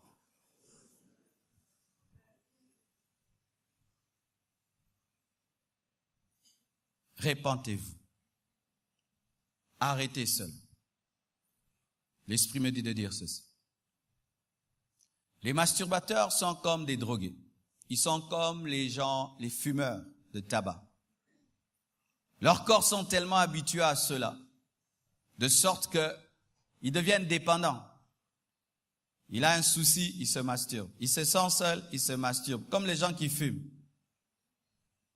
Comment tu peux arriver à en sortir? Tu dois croire que c'est possible. Tu dois croire que Jésus-Christ a vaincu cela. Tu dois chercher à vaincre ça seulement un seul jour, c'est tout. Vaincre ça cette nuit, ne le fais pas. D'accord? D'accord? Amen, hein?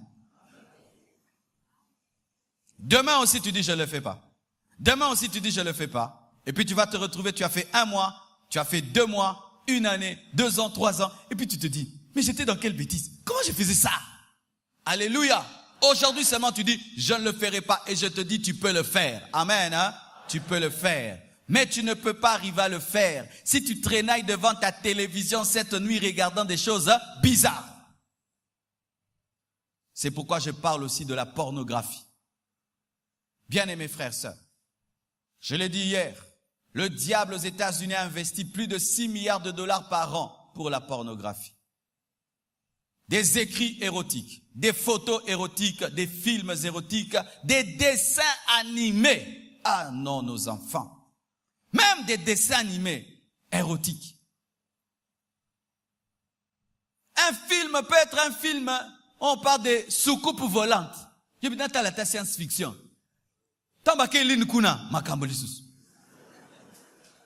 Tu peux dire, oh, il y a football, nata film à football. Après, ballet. On peut parler même des dauphins. Non, les films des dauphins. J'ai regardé un film des dauphins. Après dauphin. Pour vendre une montre, une femme nue. Pour vendre un parfum, une femme nue. Pour vendre la bière, une femme nue. Pour vendre les chocolats, une femme nue. Oh, c'est terrible. C'est d'un temps même on montre le président de la République, l'ancien de la France là, mangeant des Nutella.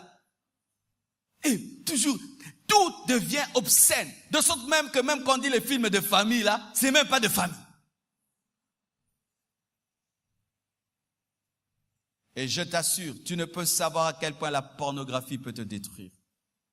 La pornographie est mauvaise parce que la nudité amène la malédiction. Et nous, les chrétiens, nous ne regardons pas la pornographie disant « je regarde parce que je dois apprendre pour mon mariage ». Dieu n'a pas besoin du péché pour t'apprendre quoi que ce soit. Adam et Ève n'avaient pas de film, ils ont eu Caïn et Abel, ils ont eu Seth. Il n'y avait pas de film pour cela, pour apprendre. Et quand tu vas dans la pornographie pour apprendre, tu apprendras. Tu apprendras. Tu apprendras des choses qu'on ne peut pas te faire. Tu apprendras des choses que tu ne peux pas faire. Tu apprendras des choses des personnes qui se droguent avant de le faire. Tu apprendras des choses des personnes qui coupent et puis qui recommencent. Toi, tu veux tout faire comme eux alors que eux, ils coupent, ils se reposent, ils recommencent. Mais toi, tu veux battre les records des gens qui coupent et qui recommencent. Tu voudras faire des choses des personnes qui sont payées beaucoup d'argent pour le faire avec zèle. Et quand vous regardez ces choses, tu regardes le corps d'une autre femme. Alors si elle est plus belle que la tienne. Tu regardes le corps d'un autre homme, mais si c'est mieux que le corps de ton mari, vous créez des comparaisons et des rivalités. Certains acteurs sont des sorciers, des magiciens, des occultistes qui maudissent les gens. Et lorsque tu es allié à cela, bien-aimé, cela va te pousser à poser des actes. Disciplinez-vous sur Internet. Quand vous allez dans un cyber, ne choisissez pas l'écran qui est au coin. Donnez-moi l'amen. Il y a des gens, s'ils vont dans le cyber, ils cherchent toujours l'écran qui est au coin. Comme ça, ils surveillent tous les cyber comme un sorcier. Prends l'écran qui est là. Tout le monde passe et voit ce que tu regardes. Ton ordinateur, place-le dans un endroit où tout le monde peut voir ce que tu regardes. Ou pas, tu as ton ordinateur, yomuo cerné. Ton téléphone, enlève le code.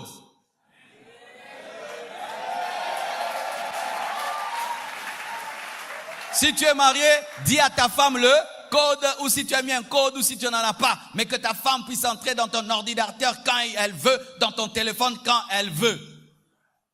Faites cela. Faites cela. Si je vous dis de me donner vos téléphones maintenant, qu'est-ce que je vais y trouver? Donnez-moi vos téléphones. Qui peut me donner son téléphone et puis je vais rendre, après avoir regardé toutes les vidéos et les photos, qui s'élèvent, qui se tiennent debout? Tiens-toi debout si tu peux me donner ton téléphone, je regarde les vidéos et les photos. Toi qui ne t'étais pas debout. Toi qui ne t'étais pas debout. Toi qui ne t'étais pas debout. Donc, yomoro yebi ki ndume tondi na téléphone na yo.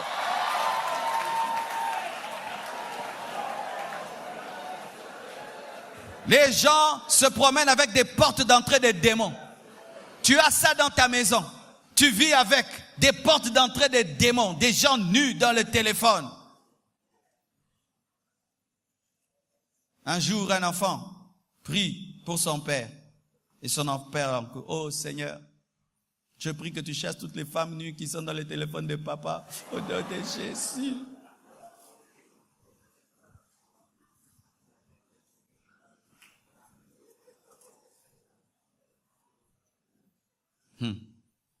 Écoutez ceci.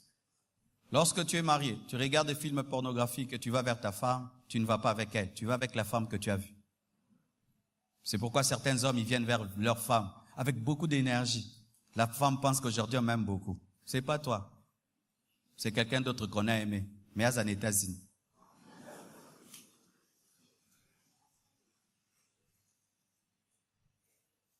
Coucher avec ton conjoint en pensant à quelqu'un d'autre, c'est l'adultère. Coucher avec ton conjoint en pensant à un copain, c'est l'adultère.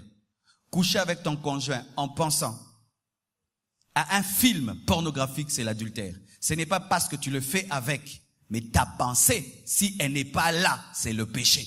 C'est le péché. C'est pourquoi lorsque vous vous convertissez, vous ne devez pas seulement vous séparer de vos ex physiquement, même aussi dans vos cœurs. Je répète, lorsque vous vous convertissez, vous ne devez pas seulement vous séparer physiquement de vos ex, même dans ton cœur, car tu peux te séparer physiquement de ton ex-copain, mais quand tu couches avec ta femme, tu penses à elle, c'est l'adultère dans le mariage.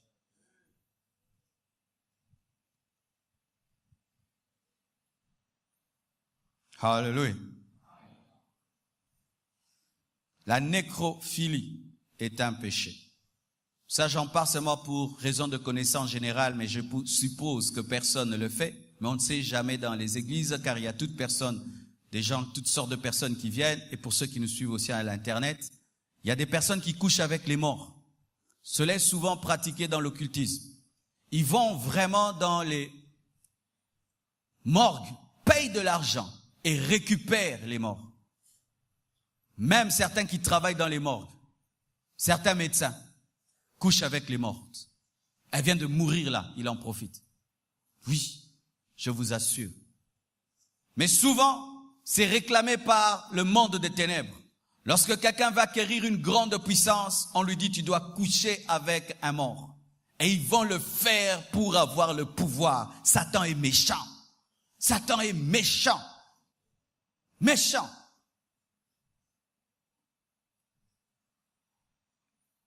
La pédophilie est de l'impudicité. Qu'est-ce que la pédophilie? C'est lorsque un adulte couche avec un mineur. Et j'aimerais vous dire ceci. Lorsque tu as des jeunes enfants qui grandissent, tu dois veiller sur les bonnes. Tu dois veiller sur les tantes qui viennent à la maison. Car beaucoup de jeunes enfants ont commencé la sexualité très tôt à cause des tantes, à cause des bonnes, à cause des jeux de papa et maman. Je bénis Dieu que ces jeux aient disparu. C'était un jeu démoniaque. Tu dois veiller sur cela. Surtout lorsque ce sont des jeunes filles qui croissent rapidement. Elle est moins âgée, mais elle a le corps déjà d'une femme. Tu dois veiller à cela. Tu ne dois pas l'envoyer en vacances n'importe comment. Tu ne dois pas l'envoyer dans des visites n'importe comment. Faites très attention. Souvent, les parents sont naïfs. Ils pensent que le monde est rempli d'innocents. La pédophilie. La pédophilie est souvent accompagnée du viol, car un petit enfant rarement peut accepter de s'unir avec un adulte. Les violeurs sont des impudiques et souvent sont des masochistes. Qu'est-ce qu'un masochiste? C'est une personne qui aime la sexualité mais avec la douleur. Et beaucoup d'hommes le sont. Vous savez, souvent les jeunes gens, ils se glorifient. Il vient d'être avec une fille et puis quand il rentre dire à ses amis, écoutez ceux qui disent, je lui ai fait mal, je lui ai fait mal, je lui ai fait mal. Ils pensent que faire mal, c'est être un homme. Frère, si pour toi sexualité veut dire faire mal, tu n'as rien compris. Tu seras un mauvais mari. Les gens qui ont un esprit masochiste cherchent à se prouver qu'ils sont virils. Ils ont souvent un problème de complexe d'infériorité. Ils pensent que donner de la douleur, c'est ce qui est le pouvoir et la force. Et souvent sont des violeurs. Ça lui fait plaisir de prendre quelque chose de force qu'on lui a pas donné. C'est ça son plaisir, de prendre la virginité d'une fille, de donner des douleurs. C'est pourquoi, mon frère, si tu as des tendances masochistes et tu veux te marier, tu dois le dire à cette fille-là, pour yé baba souffrance à yé oba. Je sais ce que je dis. Tu as des tendances à chicoter, à donner des coups. Oui, quand tu étais païen, c'est comme ça que tu étais. Tu donnes des coups, tu chicotes, ça te fait du bien de faire du mal. Tu es anormal, tu es anormal. Si tes amis te disent ozamobalité, mutoke opeso mwana nete na libala. Mais il y a aussi d'autres femmes qui sont sadiques. Le sadisme, c'est aimer la douleur. Elles aiment la douleur. Quand on la fait mal, elle est heureuse. Elle réclame même les coups. C'est pourquoi faites attention à tout ce que vous regardez.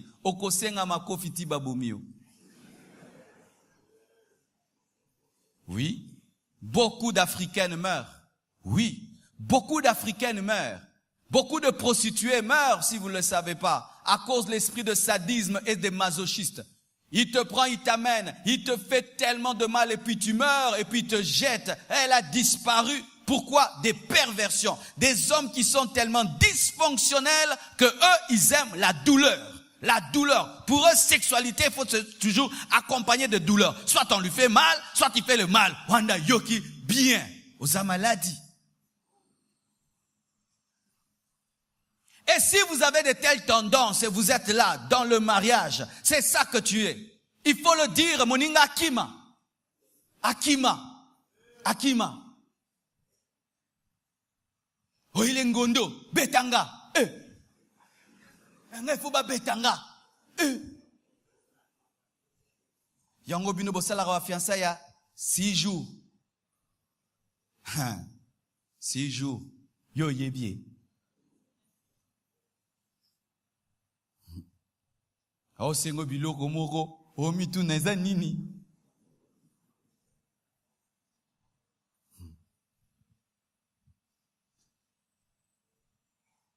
L'inceste.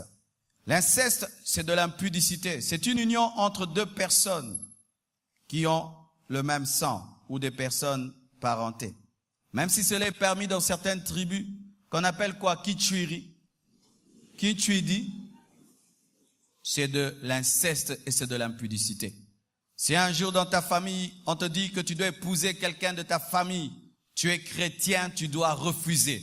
Et si même ils ont dit qu'ils vont t'envoûter dans la sorcellerie, bien-aimé, n'aie pas peur des oncles, crains Dieu qui est élevé au-dessus de tes parents. Alléluia. Crains Dieu. Ne tombez jamais dans l'inceste au nom de la coutume. La Bible est élevée au-dessus de la coutume. Je dis la Bible est élevée au-dessus de la coutume. La Bible est élevée au-dessus de la coutume.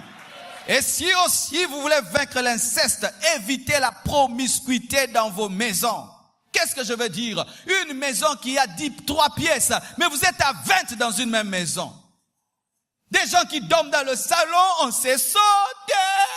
Quand on saute à la qui m'a bé. Il faut avoir le courage de dire que ma maison est pleine. N'envoyez pas des cousins et des cousines. Tout le monde qui vient du village, surtout les gens de l'Équateur.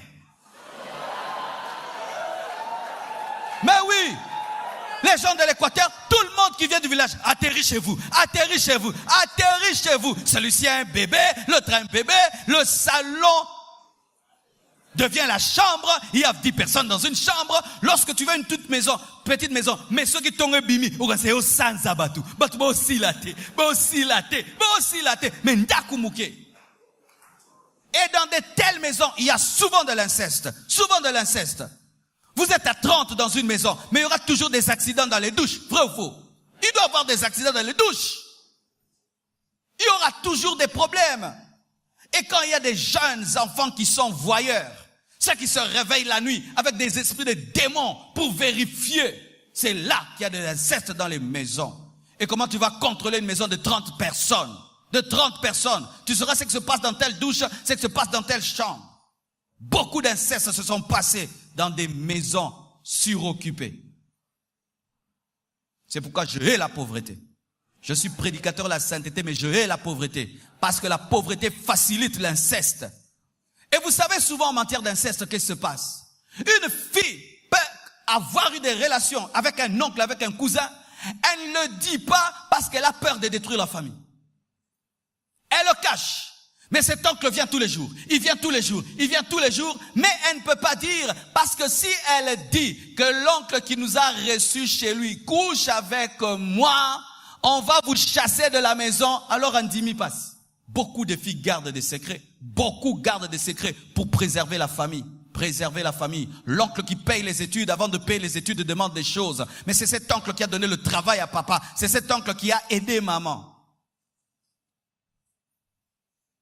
S'il faut que la famille soit détruite, détruis-la. Mais toi ne continue pas dans l'inceste.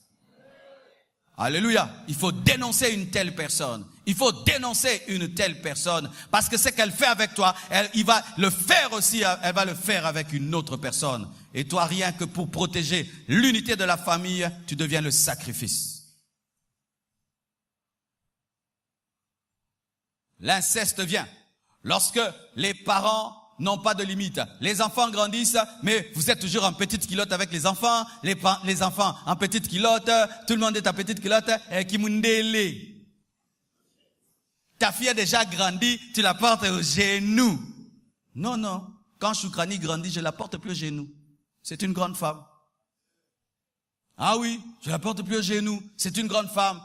Mais on continue à se comporter avec ses enfants. Et tu vois un papa torse nu devant de grandes filles, des papas talentolo.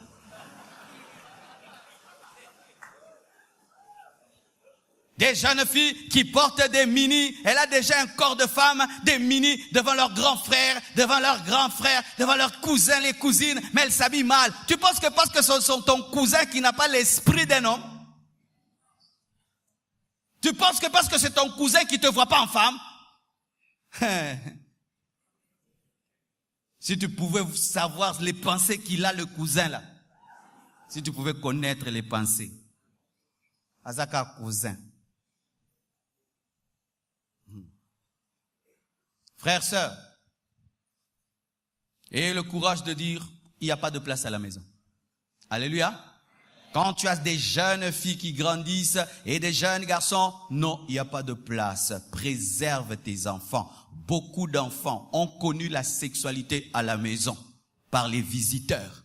Par les visiteurs, si vous ne savez pas. Les visiteurs qui connaissent déjà des choses, tes enfants sont innocents et on les initie à cela. Et toi, tu n'as jamais su que moi, Nassia Kolananda.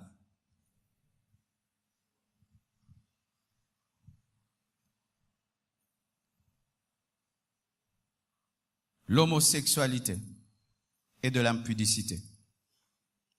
Bien-aimés, jamais vous allez voir un chien derrière un chien. Jamais vous allez voir un lion qui court derrière un lion. Même chez les animaux, il n'y a pas d'homosexualité. Les homosexuels, qu'est-ce qu'ils disent? Ils disent que Dieu est pour l'homosexualité. Car si déjà ils peuvent se donner le plaisir, donc Dieu a prévu cela. Si une femme peut donner du plaisir à une femme, si un homme peut donner du plaisir à un homme, donc Dieu a prévu cela. Bien-aimé, même si tu voles la nourriture volée, c'est bon dans la bouche.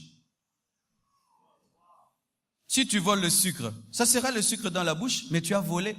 Ce n'est pas parce qu'un homme peut donner du plaisir à un homme, qu'une femme peut donner du plaisir à une femme, que c'est permis. Si le plaisir est la preuve que Dieu permet, bien-aimé, mais il y a beaucoup de gens, quand les gens se droguent, ils ont du plaisir, c'est pas parce qu'il y a du plaisir dans la drogue que Dieu a permis, et ce n'est pas parce qu'il y a du plaisir entre une femme et une femme, un homme avec un homme que c'est permis. Tu peux trouver du plaisir dans une chose, même la satisfaction, mais Dieu n'est pas dedans. Lorsqu'un homme sort avec une femme qui n'est pas sa femme, il y a du plaisir. Donc comme il y a du plaisir, l'adultère n'est plus un péché. Car c'est ce que les gens disent. Si une femme avec une femme peuvent se donner du plaisir, donc c'est permis. C'est parmi les arguments qui m'ont été donnés sur Twitter lorsque j'ai parlé contre l'homosexualité. Il y a des gens du monde entier qui m'ont dit cela. Pasteur, s'il y a du plaisir, donc Dieu est d'accord. Ah bon? Alors si je vole, tout ce que tu as, ça me donne du plaisir, donc le vol est bien. L'homosexualité est un péché. Les homosexuels iront en enfer. Dieu n'a pas prévu qu'un homme couche avec un homme, qu'une femme couche avec une femme. C'est une abomination. Et si les gens vont commencer à s'opposer aux hommes de Dieu à cause de cela, je préfère prêcher cela toute ma vie. Ils deviennent de plus en plus riches. Maintenant, ce sont les hommes les plus riches. Ils tiennent tout. Bizarrement, maintenant, ce sont eux qui habitent tout le monde. Regardez les défilés de mode. Oh, ça défile, ça défile. Après, comme maintenant on va présenter Kolo Bilamba. Nini boy. Ce sont eux qui nous coiffent, ce sont eux qui nous habillent. Mais oui, Balouka Baba pantalon Mikolo, ils en sortaient. Ils en sortaient. Un pantalon, comme ça, qui veut se déchirer. Une veste comme si on t'a donné. Et vous êtes comme ça. Vous leur ressemblez. C'est leur mode qui vous donne. C'est leur mode. La plupart des modélistes sont dans l'homosexualité, le lesbianisme. La plupart. Beaucoup d'entre eux maintenant tiennent les politiciens. Au point où les politiciens, maintenant pour être votés, doivent tout faire pour les contenter. Et on pensait que cela n'était qu'en Europe. Mais aujourd'hui même, des jeunes Africains se livrent à l'homosexualité. Des jeunes filles se livrent au lesbianisme pour l'argent et disent que ce sont des tendances naturelles. Dieu ne crée aucun homme naturellement homosexuel. C'est un démon. Dieu ne crée aucun homme naturellement lesbienne. C'est un démon. Si Dieu commence à créer des gens naturellement homosexuels, c'est ma tendance. Alors, il ne faut pas prêcher contre l'homosexualité parce que c'est Dieu qui les crée ainsi. Chaque fois que j'ai prié pour les homosexuels, des démons se sont manifestés en eux. Chaque fois que j'ai prié pour les lesbiennes, les démons se sont manifestés en elles. Ce n'est pas une tendance naturelle. Ce sont des démons. C'est l'esprit de Sodome et Gomorrhe. Alléluia. Béni soit Dieu qu'on soit en Afrique. Tu peux crier ça comme ça. Ailleurs, je finirai en prison aujourd'hui. Oui. Vous imaginez cela? Aujourd'hui, dans ce monde, parler de l'homosexualité, on t'a fait arrêter. Ça, c'est quel monde? Et vous voulez qu'on vous dise que Jésus ne revient pas? Ou un jour, on peut me forcer de bénir un homme avec un homme. Ou en tout cas, église.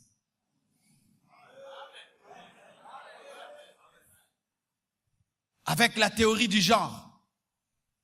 Aujourd'hui, quand un enfant grandit, né, on ne lui dit pas tu es homme, tu es femme. Laissez-le grandir, lui-même va choisir. Ah, Dieu a déjà choisi.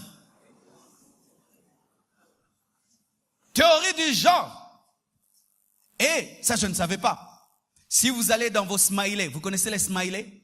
Qui connaît smiley? Yo, Penza, nous avons 1920, Keba.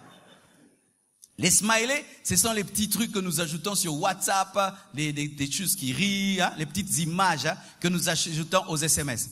Si vous allez sur les nouveaux iPhones, dans les smileys, vérifiez. On met des couples de lesbiennes, des couples d'homosexuels, même des familles où il y a maman et un enfant, papa et un enfant. On prévoit même l'homosexualité dans les smileys. Vous imaginez ça? Où on prédispose les enfants à l'homosexualité. Il y a maintenant des dessins animés avec papa, avec des homosexuels. De plus en plus dans tous les films, des homosexuels, des lesbiennes. Même maintenant les théâtres, pour Simba. Il faut qu'on moutoue.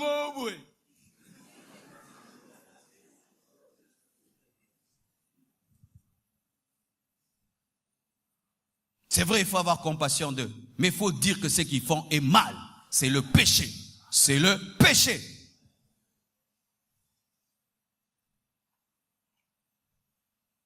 J'aimerais terminer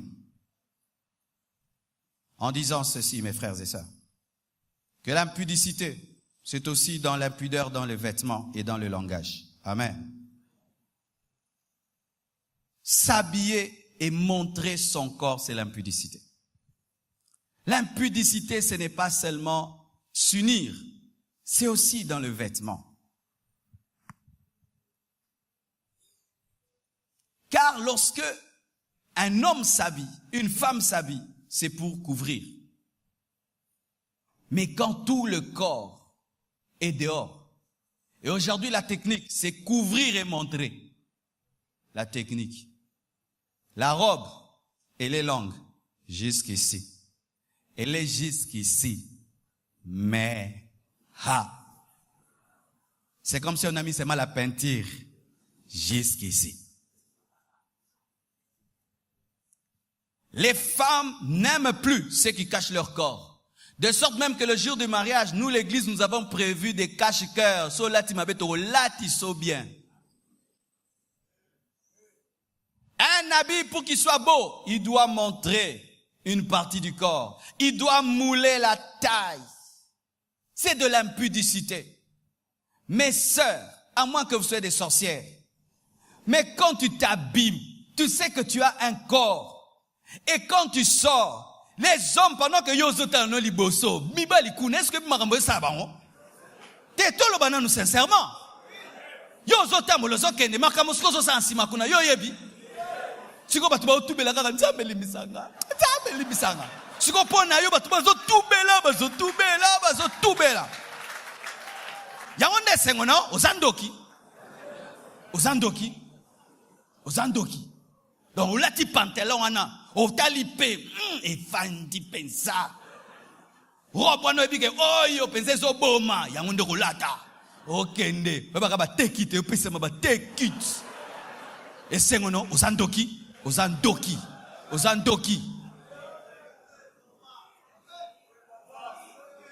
Quelqu'un se réveille dans la sainteté, en d'autres temps, on est bien. Alléluia.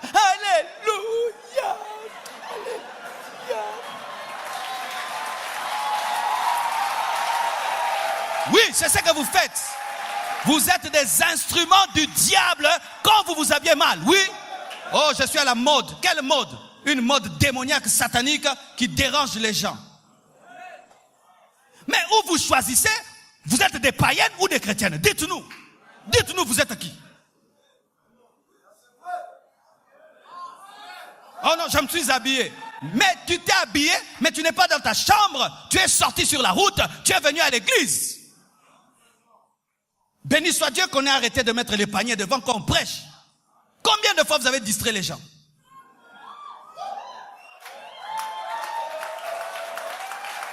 Où on prêche, et toi tu viens bénir la parole, mais tu bénis toute l'église. Et moi je dis, vous savez ça. Quand vous tombez, comment tu tombes, mais tu es toujours conscient de ton habit. Ah oui, bah qui que c'est qui? Moukousse. Comment quelqu'un qui est en transe, mais se souvient de l'habit?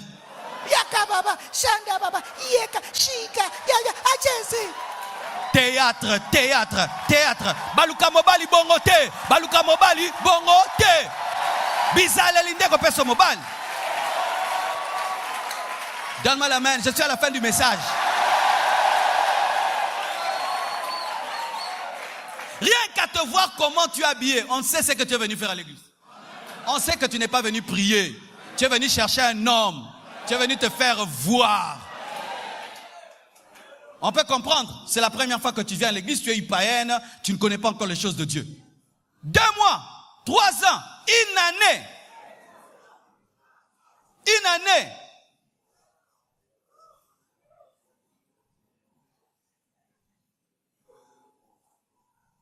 Un frère s'assied derrière toi, tout en deux dehors.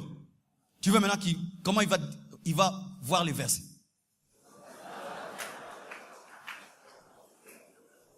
Tu t'assieds, tout ce qui est dedans sort. Si tu t'assieds, tout ce qui est en bas là-bas monte. Vous manquez d'amour. Vous manquez de compassion. Les gens se convertissent, ils veulent craindre Dieu, avoir des pensées pures, servir Dieu. Maintenant, tu déranges ses frères qui viennent de se convertir. Maintenant, ils rentrent la nuit, ils commencent à penser à toi. Ils se livrent à la masturbation en pensant à toi. Ah oui, ma soeur, quand tu t'habilles mal, tu ne peux pas savoir combien de gens se masturbent en pensant en toi. Et puis après, j'ai des maris de nuit, j'ai l'esprit de célibat. 20 garçons se concentrent en pensant en toi. Nabutu. Olo, t'as bien. Ba yoki ngalelo, ba yoki yo penza, yo poko yoka. Ah, je suis venu te dire la vérité. La force d'une femme, c'est son caractère. La force d'une femme chrétienne, c'est son caractère. Arrêtez de venir à l'église montrer vos corps. Arrêtez de venir montrer vos corps. Ou il faut un peu baisser ça, un peu montrer là. C'est quoi ça? Vous êtes converti ou pas converti? On vous a dit que l'église, c'est un club des jeunes. ou faire fashion. Et même les frères aussi. Arrêtez ces pantalons serrés. Tu vas avoir la stérilité. Arrêtez avec les pantalons serrés. Frères, vous aurez des problèmes de stérilité.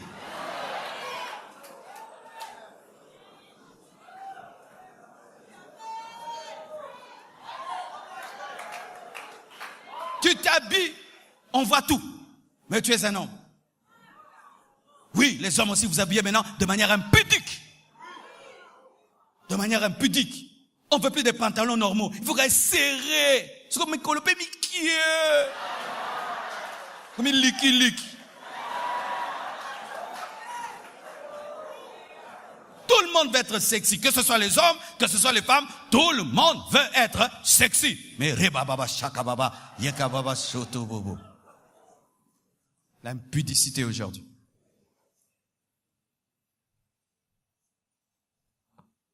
Et d'autres sont des impudiques dans le langage. Bon, aujourd'hui, j'étais obligé de dire ce que je dois dire pour être clair. Mais il y a des gens, ils ne parlent que des grossièretés. Ils insultent des gros mots. Ils disent des gros mots. C'est comme s'ils ont une bouche pourrie. Des gros mots, des gros mots. Que tu regardes.